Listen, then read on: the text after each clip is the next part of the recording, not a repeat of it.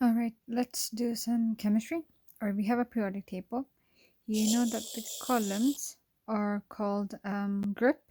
So groups are like anything that is like downwards. Okay, you only need to know from group 1 till group 8. So that's 3, 4, 5, 6, 7, 8. And the group tells you how many outer shell electrons those elements have. So anything in group 1, like all the elements in group 1, like hydrogen, lithium, sodium, will have one electron in their outermost shell. Anything in group, let's say group 6, all right, group 6, so for example, oxygen will have only 6 outer shell electrons. Yeah, and then anything in group, group 7. So, for example, fluorine will have 7 electrons in their outer shell. Okay, so that's what the group number tells you. It's very, very useful, and like useful in bond energy, electrolysis.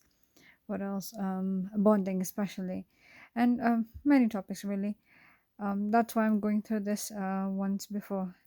And I apologize. It's like the way I'm going to teach you might be a little rusty because it's been like almost a year that I last did chemistry. But obviously, I will be telling you useful stuff, so it's not that I don't know what I'm like. It's not that I don't know what I'm saying. I know what I'm saying, but just my terminology might not be like how normal chemistry teachers teach you. All right, so we've got periods. Oops. We've got oh dear. We've got periods on the side. So periods is across the periodic table. Right, so anything in period 1 will only have one shell in the atomic structure in total. So hydrogen and helium are in period 1, they have only one shell. And then let's say we have like sodium, we can see it's in period 3. So that means it will have 3 shells in its atomic structure. Aluminium is also in period 3, so it will also have 3 shells in its atomic structure, right? There are very, very useful things, and I've been surprised sometimes students didn't know these things. It's something that's meant to be taught right in the beginning, but oh well. Okay, so there are 3 things I want to discuss before I actually go through um, bonding, electrolysis, and bond energy. And I just thought about yesterday that I would also like to go through moles because it involves maths, and a lot of times students are confused about it, and it's not that very confusing, but it's like there's a small abstract concept, and if you understand that, you're fine. And until you don't understand that abstract concept in moles, it would remain confusing.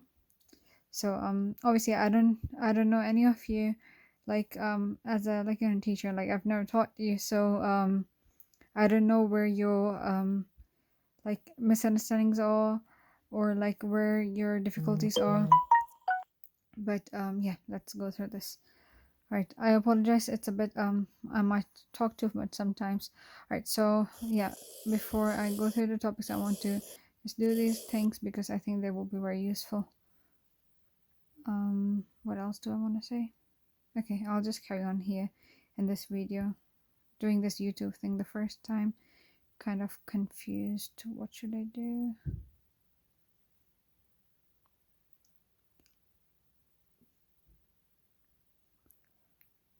Okay,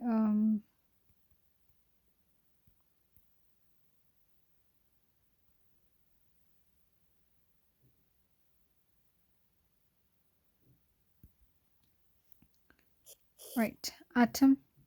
So we know that atom is usually we have a circle to represent shell, and then inside we have a nucleus. And we know that we have electrons in the shells, and in the nucleus we have neutrons and protons. Right, so electrons, neutrons, protons.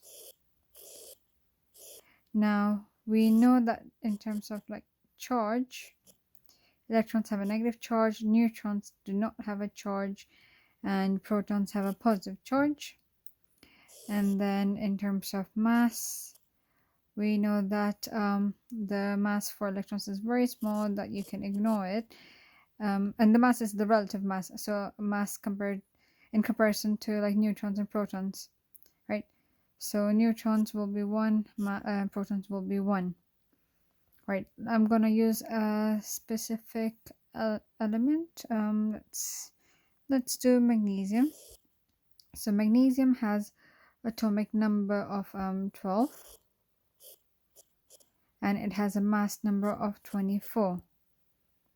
Okay, so the atomic number actually tells you the number of protons, which is also equal to the number of electrons. Now protons are positively charged and electrons are negatively charged, so atoms are neutral because they have the same number of positive charge and same number of negative charge. Ions are not neutral. Ions are charged because although the number of protons are the same, but like same as the atom, but the number of electrons they change, and that's why there's a net charge. Right, and the mass is 24. It's made up of neutrons and protons. So the mass of any atomic structure is actually just in the center of the atom. It's in the nucleus, because the electrons are almost like weightless. So so when I read this talk about mass, it's actually coming from the nucleus of that atom, and because it's made up of neutrons and protons. Okay, so if you know the atomic mass and the atomic number, you can work out the number of neutrons, protons, electrons that element has. I think that's all I want to say about this one. Yep. All right, so I can erase this.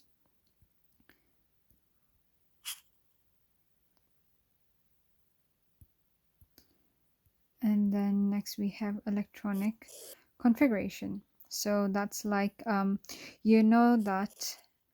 the first shell must always have 2 electrons. It cannot have more than 2 electrons. This second shell onwards, they have 8 each. And actually this will change when you do an A level, but then that doesn't concern you. I mean, it doesn't change. Like the facts are facts, like what you learn in A level is true, but now you're doing GCSE, so some truths are like simplified in GCSE.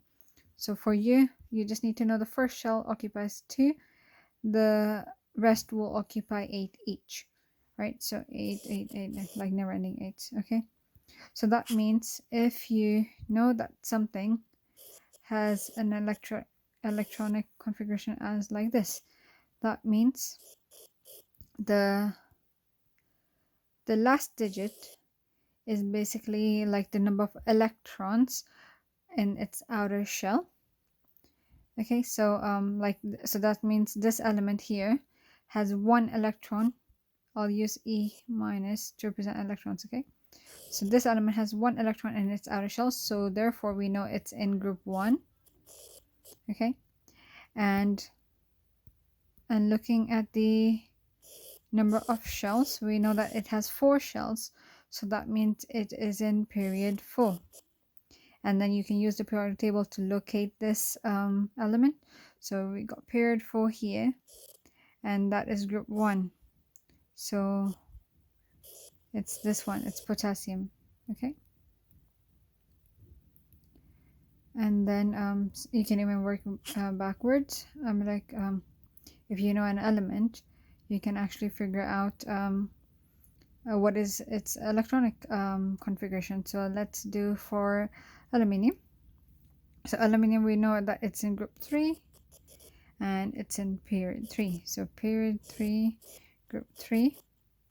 Well, so that means my last shell, I have 3 shells in total, and my last shell will have 3 electrons in total. Okay, but the atomic number for aluminium is 13. I know you can't see it here, but if you have a periodic table with you, usually it's in the handbook, like your school handbook or school planner, like in the last school I was, they had it in the school planner, or like in your textbook. All right, so aluminum is in group, sorry, it's the atomic number for aluminum is 13. So that means it has 13 electrons. So draw the first shell. It has 2 electrons in it. We have 11 more, so draw the next shell. We fit in 8 here, but that would be still 10 electrons in total. So then draw another shell, and then 11, 12, 13. So we've got over 13 electrons here, and that's it. That's how you draw the atomic structure. Okay, so if you need to label the electronic configuration, it will be 2, 8, 3. Okay, so I've done both number 2 and 3 here. And I think that's about almost it before I start bonding. So I'll do bonding in the other video now.